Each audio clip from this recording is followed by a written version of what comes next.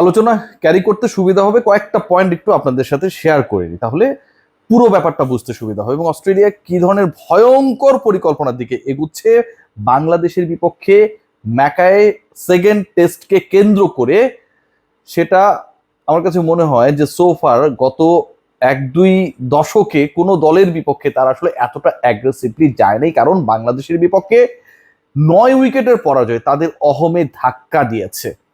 23 বছর ধরে যেই দলকে টেস্ট ক্রিকেট খেলতে আতিথ্য তারা দেয় নাই, আর যেই মাঠে তারা গত 22 বছরে টেস্ট খেলতে যায় নাই, সেখানটায় অস্ট্রেলিয়া যেভাবে মুখ থুবড়ে পড়েছে, তাদের পুরো দলে পরিবর্তন আনার কথা বলা হচ্ছে।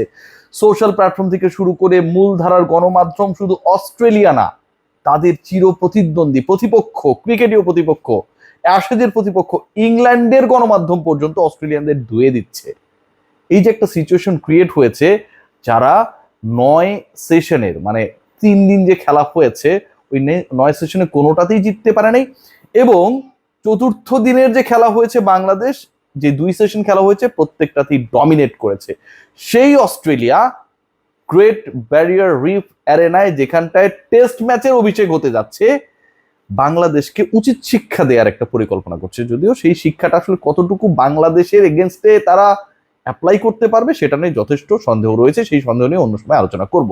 আমি কি পয়েন্টস গুলো আলোচনা করে ফেলেছি যে আসলে কি কারণে অস্ট্রেলিয়ার এই অবস্থা হয়েছে, সেটা আপনারা কম বেশি সবাই জানেন। মূল পয়েন্টে আসি। বাংলাদেশের বিপক্ষে অস্ট্রেলিয়া যে পরিকল্পনা নিয়ে আগাচ্ছে, তাতে ডারউইনে যেই ঘটনা ঘটেছে, সেই ঘটনার কোনো ধরনের পুনরাবৃত্তি পরের টেস্টে ম্যাকায়ে হবে না। আপনারা যদি ম্যাচ পরবর্তী সময়ে অস্ট্রেলীয় ক্রিকেটারদের কথাবার্তা শোনেন, তারা কিছু বিষয় বলেছেন যে তারা কিছু ভুল করেছেন, যে ভুলগুলো তারা শুধরাতে পারেন নাই। কিছু ক্রিকেটার পারফর্ম করেছে, অন্যরা সেখানটায় রোল প্লে করতে পারে নাই। আর কিছু বিষয় এমন ভাবে ঘটেছে যেটার পুনরাবৃত্তি, থার্ড পয়েন্ট, কিছু বিষয় এমন ভাবে ঘটেছে যেটার পুনরাবৃত্তি পরের টেস্টে ঘটবে না, অনেকটা তারা প্রমিস করছেন। সো ওই পার্টটা কি, বাংলাদেশ বেসিক্যালি জিতলো কোন জায়গাটায়? বাংলাদেশের এই যে অসাধারণ একটা জয়, বাংলাদেশের পুরো ক্রিকেট হিস্ট্রির সবচেয়ে বিগেস্ট অ্যাচিভমেন্ট, অস্ট্রেলিয়ার বিপক্ষে বাংলাদেশ গতকাল যে ম্যাচটা জিতেছে, 9 উইকেটে জিতেছে, প্রত্যেকটা সেশনে ডমিনেট করে জিতেছে, সেঞ্চুরি পেয়েছে, ফাইফার পেয়েছে বাংলাদেশের ব্যাটার বোলাররা। সো ওই টেস্টে বাংলাদেশের স্ট্রেংথের জায়গাটা কি? তানজিদ হাসান তামিম, মেহেদী হাসান মিরাজ, হাসান মাহমুদ, আসলে কোন জায়গায় স্ট্রেংথ? স্ট্রেংথের জায়গাটা হচ্ছে উইকেটের ক্যারেক্টার। সময় যত গড়িয়েছে তত বাংলাদেশ আসলে যেই ধরনের উইকেটে খেলে অভ্যস্ত, ডমিনেট করে অভ্যস্ত, সেরকম একটা চরিত্র ধারণ করেছে। উইকেটের চরিত্র, ডারউইনের উইকেটের চরিত্র, অস্ট্রেলিয়ার উইকেটের চরিত্র বাংলাদেশের টিপিক্যাল উইকেটের মতো অ্যাটিটিউড করেছে ডে 2 পর থেকে প্রবলভাবে। ডে 3-তে প্রবলভাবে আমরা সেটা দেখেছি। Point number 1। পয়েন্ট নাম্বার 2, তারা যে বলেছে যে এই ভুলের পুনরাবৃত্তি তারা করতে চান না। খেয়াল করে দেখুন, ডিসকাশনের স্টার্টিং এ আমি আপনাদেরকে বলেছি যে 23 বছর পরে অস্ট্রেলিয়া বাংলাদেশকে টেস্ট খেলতে আতিথ্য দিয়েছে এবং ওই ভেন্যুতে, ডারউইনের মারার স্টেডিয়ামে তারা খেলতে নেমেছে 22 বছর পরে। মানে কতটা আসলে ছোট করা যায়, কতটা আসলে অবহেলা করা যায়, পাত্তা না দেওয়া যায়। দূর ব্যাটার, তোকে আমি গুনলামই না। অ্যাটিটিউডটা অনেকটা ছিল অনেকটা সেরকম। বাংলাদেশের ক্যাপ্টেনের নাম জানেন না, নাহিদ রানাকে চেনেন না, এগুলো তো আমরা সোশ্যাল প্ল্যাটফর্মে, মূলধারা প্ল্যাটফর্মে নিউজগুলো দেখেছি যে অস্ট্রেলিয়ান ক্রিকেটাররা অনেকটা হচ্ছে আসলে মানে ভাবসের মধ্যে ছিল। সো ওই যে 22 বছর পর তারা ডারউইনের টেস্ট খেলতে গিয়েছে, সেটা তাদের একটা শিক্ষা।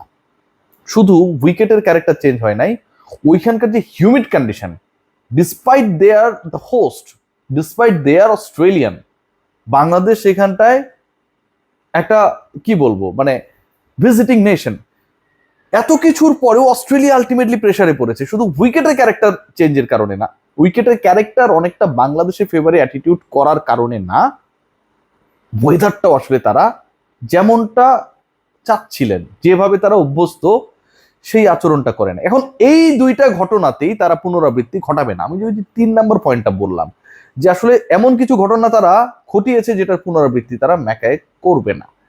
1 নম্বর পয়েন্ট যেটা, সেটা হচ্ছে ডিফল্ট ওয়েদার। সেখানটায় আপনারা যদি খেয়াল করে দেখেন, ওয়েদার আপডেট নেওয়ার চেষ্টা করেন, ডারউইনে প্রচন্ড গরম ছিল, আমাদের সাংবাদিক ভাইয়েরা অনেকে অসুস্থ হয়ে গিয়েছিলেন, এরকম অবস্থা হয়েছে।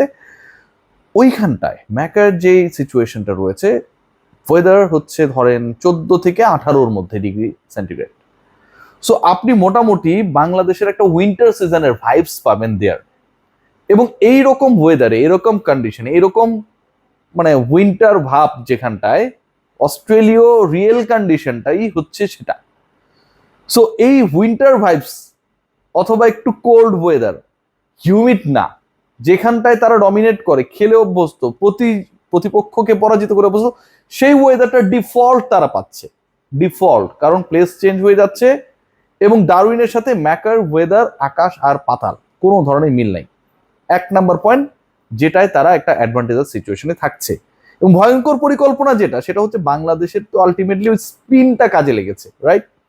স্পিনটা বাংলাদেশে কাজে লেগেছে শুধুমাত্র কি বোলিং এর ক্ষেত্রে, মেহেদী হাসান মিরাজ ভালো করেছেন, 5 উইকেট নিয়েছেন, সেক্ষেত্রে ব্যাটিংও কাজে লেগেছে।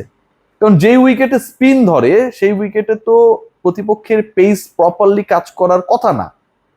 এখন আপনি যতই হ্যাজেলউড, স্টার্ক, কামিন্সদেরকে নিয়ে বোলিং অ্যাটাক সাজান না কেন, উইকেট যদি স্পিনারদের সাপোর্ট করে, যত বেশি উইকেট টেকিং অ্যাবিলিটি থাকুক না কেন, আপনি আসলে ওখানটায় successful as per your ability, as per your quality আপনি হতে পারবেন না।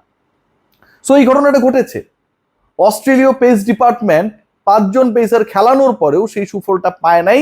বাট এই ঝামেলাটা তাদের ম্যাকায়ে হবে না, হবে না বলা যায় এখন পর্যন্ত হাইপোথেটিক্যালি, কারণ ওই ভেন্যুতে এখন পর্যন্ত কোনো টেস্ট ম্যাচই অনুষ্ঠিত হয় নাই। বাট হাইপোথেটিক্যালি বলা যায় যে ডারউইনের সাথে ম্যাকায়ের উইকেটের আকাশ পাতাল পার্থক্য থাকবে। পরিবেশ বা অ্যাটমসফিয়ারের কথা যদি আপনি বলেন, ওয়েদার আপডেটের কথা বলেন, প্রত্যেকটা ব্যাপারেই একটা বিশাল পার্থক্য থাকবে between this two venues. So Australia তাদের সবচেয়ে ফেভারেবল ওয়েদারে নেক্সট ম্যাচটা খেলতে যাচ্ছে আন্ডার প্রেসার। এবং যেখানটায় এমনও হতে পারে যে নাথান লায়নও বাদ পড়ে যেতে পারেন, তারা হয়তো আরো একজন এক্সট্রা পেসারকে ইনক্লুড করতে পারেন। উইকেটে ঘাস থাকবে, গ্রিনিশ উইকেট হবে, আউটফিল্ড আর উইকেটের মধ্যে পার্থক্য খুব বেশি বুঝতে নাও পারা যেতে পারে, এরকম সিচুয়েশন হতে পারে। অস্ট্রেলিয়া বাংলাদেশের পরীক্ষাটা আলটিমেটলি নেবে পেসে। বাংলাদেশের পেসের বিপক্ষে তারা ফেইল করেছে, সেটা একটা ডিফারেন্ট ডিসকাশন। বাংলাদেশের স্পিনে যে তারা কাবু হয়েছে, সেটা আলটিমেটলি ব্যবধান করে দিয়েছে, losing the match, losing the Darwin test against their visiting nation.